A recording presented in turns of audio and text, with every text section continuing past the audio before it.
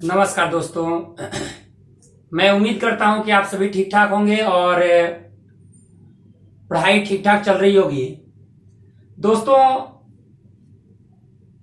ऐसे ज्योग्राफी का live class जो चल रहा है उसके साथ साथ आज से करंट अफेयर्स का भी क्लास चलेगा। यानी ज्योग्राफी के साथ साथ करंट अफेयर्स का भी क्लास चलाया जा रहा है आज से। और लाइव क्लास अगर आप ऑनलाइन लाइव क्लास अगर ज्वाइन करना चाहते हैं तो डिस्क्रिप्शन में सारी चीजें दी गई हैं, आप कांटेक्ट कर सकते हैं।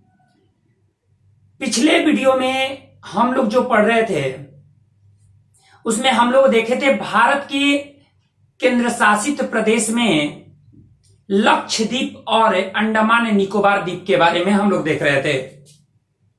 साथ ही साथ बंगाल की खाड़ी में तथा अरब सागर में जो मौजूद द्वीप हैं उन द्वीपों के बारे में हम लोगों ने देखा था। आज हम लोग भारत की समुद्री सीमा के बारे में चर्चा करेंगे। हेडिंग डालिए भारत की समुद्री सीमा। भारत की समुद्री सीमा। चलिए एक बात आपको बता दें कि जो भारत का ये मुख्य भूभाग है, ये जो है ये आपका मुख्य भूभाग है। ये चारों ओर से मुख्य भूभाग को छोड़ दिया जाए तो भारत तीन ओर से जल से घिरा हुआ है। हिंद महासागर के क्षेत्र से ये तीनों ओर से घिरा हुआ है, पूरब पश्चिम और दक्षिण से घिरा हुआ है। ऐसी स्थिति में अगर हम देखें तो भारत की समुद्री सीमा अत्यंत ही महत्वपूर्ण हो जाता है। एक बात और दोस्तों बता दें कि जो भारत का जो मुख्य भूभाग है, इस मुख्य भूभाग में जो खनिज के भंडार जो मौजूद हैं उससे कहीं ज्यादा इन समुद्री क्षेत्रों में मौजूद हैं। आप एक बात ध्यान रखिएगा, भारत के मुख्य भूभाग में जो खनिज के भंडार हैं, जो प्राकृतिक गैस के भंडार हो या प्राकृतिक तेल के भंडार हो, उससे कहीं ज्यादा इस समुद्री क्षेत्रों में विभिन्न प्रकार के खनिज एवं प्राकृतिक गैस, पेट्रोलियम इत्यादि मौजूद है। आप बंबई हाई को ही देख लीजिए, बंबई हाई जहां से प्राकृतिक गैस एवं पेट्रोलियम का उत्पादन किया जाता है। वैसे ही आलियावेट द्वीप जो गुजरात के नर्मदा नदी का जो मुहाना है वहां पे जो पाया जाता है आलियावेट द्वीप है, वहां पेट्रोलियम का भंडार है। वैसे ही इन समुद्री क्षेत्रों में विभिन्न प्रकार के खनिज तत्वों का भंडार है, इसलिए यह आर्थिक रूप से अत्यंत ही महत्वपूर्ण है। एक बात बता दें कि ये जो हिस्सा है, ये जो मुख्य भूभाग का, इसको बोलते हैं संघ क्षेत्र। संघ क्षेत्र, संघ क्षेत्र और समुद्री हिस्सों में 12 नॉटिकल मील तक के हिस्से को जो प्रादेशिक रेखा है, यहां तक की हिस्से को हम राज्य क्षेत्र कहते हैं। राज्य क्षेत्र यानी भारत के मुख्य भूभाग के 12 नॉटिकल मील समुद्री क्षेत्रों तक के हिस्से को राज्य क्षेत्र कहा जाता है। जब आप पॉलिटी पढ़िएगा तो उसमें संघ और राज्य क्षेत्र के बारे में आएगा। तो ये आपका संघ क्षेत्र हुआ, जबकि ये राज्य क्षेत्र हुआ। अर्थात संघ क्षेत्र से ज्यादा व्यापक है राज्य क्षेत्र। ध्यान रखिएगा, संघ क्षेत्र से ज्यादा व्यापक है राज्य क्षेत्र। संघ क्षेत्र में से तो केवल मुख्य भूभाग आ रहा है, लेकिन राज्य क्षेत्र में मुख्य भूभाग के साथ साथ ये 12 नॉटिकल मील, जो ये 12 नॉटिकल मील है, यहां तक के क्षेत्र आते हैं। अब देखिए ये कैसे तय किया गया। 1956 तक, नोट करते जाइएगा, 1956 तक भारत की प्रादेशिक सीमा समुद्री क्षेत्रों में 3 नॉटिकल मील थी। ध्यान रखिएगा, 1 नॉटिकल मील बराबर 1.852 किलोमीटर। 1 नॉटिकल मील बराबर 1.852 किलोमीटर। अब देखिए 1956 तक 3 नॉटिकल मील थी भारत की प्रादेशिक सीमा, लेकिन 1956 में इसे बढ़ाकर, राष्ट्रपति की मंजूरी से इसे बढ़ाकर 6 नॉटिकल मील कर दिया गया। 6 नॉटिकल मील कर दिया गया 1956 में, राष्ट्रपति की मंजूरी से इसे बढ़ाकर 6 नॉटिकल मील कर दिया गया। एक बात और, 1967 में इसे 6 नॉटिकल मील से 12 नॉटिकल मील किया गया। भारत की प्रादेशिक सीमा 12 नॉटिकल मील किया गया। इसी प्रादेशिक सीमा और समुद्री क्षेत्रों में विभिन्न देशों के प्रभुत्व को लेकर संयुक्त राष्ट्र जो समुद्रिक विधिक सम्मेलन, United Nations Convention of the Law of the Sea in 1982 यानी अनक्लोज का 1982 का जो सम्मेलन रहा, इस सम्मेलन में प्रत्येक देश जो समुद्री क्षेत्र से लगते हैं, कोई भी देश जो समुद्री क्षेत्रों से जिसका सीमा लगता है, उसको समुद्री हिस्सों में सीमाएं निर्धारित की गई। इसे 3 भागों में विभाजित किया गया। पहला रहा टेरिटोरियल लाइन, जिसको हम प्रादेशिक रेखा कहते हैं या प्रादेशिक सीमा कहते हैं। दूसरा कॉन्टिगियस जोन, मतलब संलग्न या सन्निहित क्षेत्र। और तीसरा एक्सक्लूसिव इकोनॉमिक जोन, ईईजेड, अनन्य आर्थिक क्षेत्र। 3 भाग बांटे गए। आप एक बात जरा सोचिएगा, ये जो हिस्से है ना, ये सीधा सीधा जो लाइन हम इंडिया का खींचे हैं, ये सीधा सीधा लाइन नहीं है, बल्कि ये टेढ़ा मेढ़ा तट है। टेढ़ा मेढ़ा तट है, देखिएगा ऐसे तो ऐसे टेढ़ा मेढ़ा है, ठीक है। इन टेढ़े मेढ़े हिस्से को मिलाने वाली रेखा, सीधी रेखा, आधार रेखा कहलाती है। नोट करते जाइएगा प्रत्येक एक चीज को। भारत का जो क्षेत्र है, समुद्री जो तटरेखा है, वो सीधा ना होकर टेढ़ा मेढ़ा है। इस टेढ़ी मेढ़ी जो सीमा है, इसको मिलाने वाली सीधी रेखा को हम आधार रेखा कहते हैं। भारत के समुद्री क्षेत्र का लेखा जोखा इस आधार रेखा से किया जाता है। भारत के समुद्री क्षेत्र का लेखा जोखा इस आधार रेखा से किया जाता है।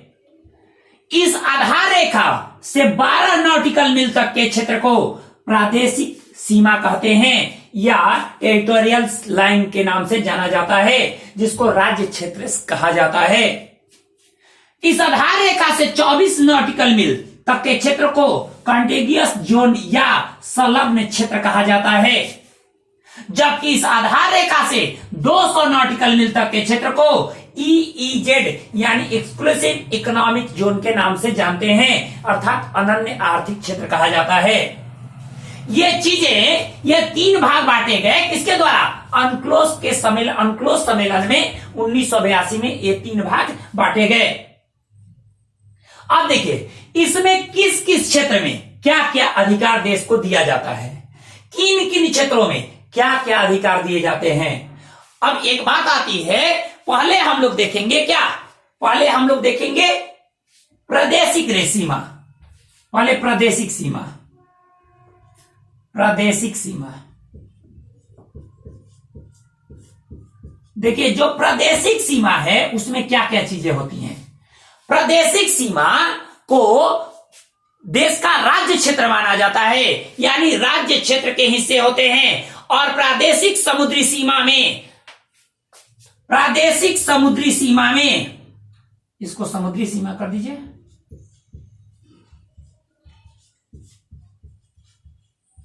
प्रादेशिक समुद्री सीमा जो हम बताए हैं कितना नॉटिकल मील तक है? 12 नॉटिकल मील तक। ध्यान रखिएगा, 1 नॉटिकल मील में 1.852 किलोमीटर होता है। अब देखिए प्रादेशिक समुद्री सीमा में किसी भी देश को उतना ही अधिकार होता है, उतना ही अधिकार प्रदान होता है जितना उसको संघ क्षेत्र के हिस्सों में होता है। यानी कोई भी देश इस संघ क्षेत्र में जो भी क्रियाविधियां कर सकता है वो इस प्रादेशिक समुद्री सीमा में भी कर सकता है, यानी संपूर्ण अधिकार प्राप्त होते हैं राष्ट्र को।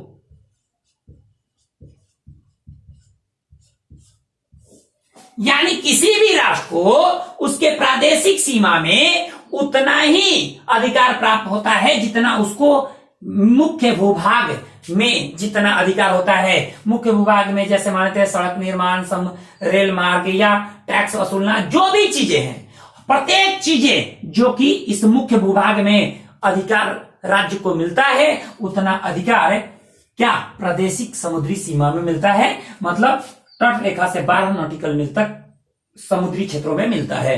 अब देखिए उसके बाद दूसरा संलग्न क्षेत्र, ये 24 नॉटिकल मील तक है।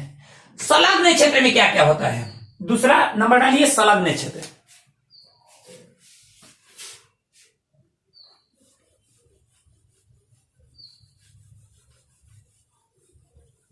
संलग्न क्षेत्र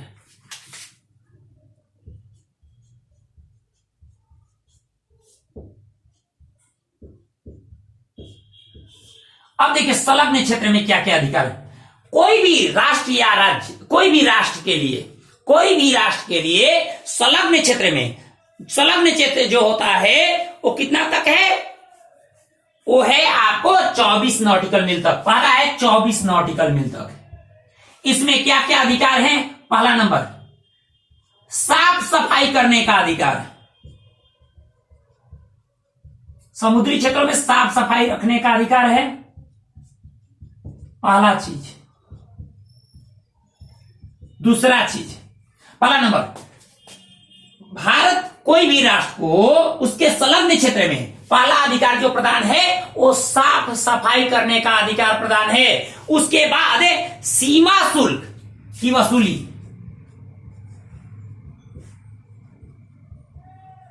सीमा शुल्क की वसूली करने का अधिकार है, अर्थात वित्तीय अधिकार प्राप्त है, वित्तीय अधिकार प्राप्त है। जो भी वित्तीय अधिकार हैं वो प्राप्त हैं। अगला, कोई रिसर्च करने हो या रिसर्च ऑर्गेनाइजेशन का निर्माण करने हो तो इन क्षेत्रों में 24 नॉटिकल मील के भीतर किया जा सकता है। रिसर्च सेंटर, रिसर्च सेंटर अगर स्थापित करने हो तो 24 नॉटिकल मील के भीतर किया जा सकता है। ये रहा आपका संलग्न क्षेत्र। साफ सफाई रखने का अधिकार, सीमा शुल्क वसूली का अधिकार, वित्तीय अधिकार और रिसर्च सेंटर के लिए स्थापित करने का अधिकार प्राप्त है इस संलग्न क्षेत्र में किसी भी देश को। अब अगला चीज,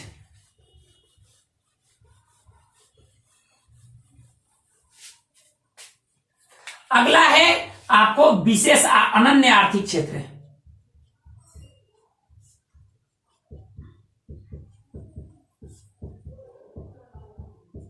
कितना तक है, 200 नॉटिकल मील तक, 200 नॉटिकल मील तक।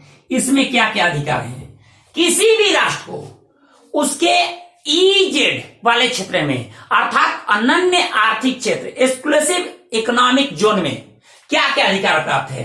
पहला चीज, अगर कोई भी देश का जो अनन्य आर्थिक क्षेत्र है उसमें पहला नंबर क्या कर सकता है देश, नए द्वीप का निर्माण कर सकता है, नए द्वीप का निर्माण कर सकता है। यानी कोई प्राकृतिक द्वीप नहीं बल्कि जो हम आर्टिफिशियल जो कृत्रिम द्वीप होते हैं उसका निर्माण कर सकता है। उसके बाद समुद्र 200 नॉटिकल मील तक समुद्री संसाधनों का उपयोग कर सकता है। यानी 200 नॉटिकल मील तक के जो क्षेत्र में जो भी संसाधन, जो भी रिसोर्सेस होंगे समुद्री क्षेत्रों में, उसका दोहन, उसका उपयोग देश कर सकते हैं। साथ ही साथ वैज्ञानिक अनुसंधान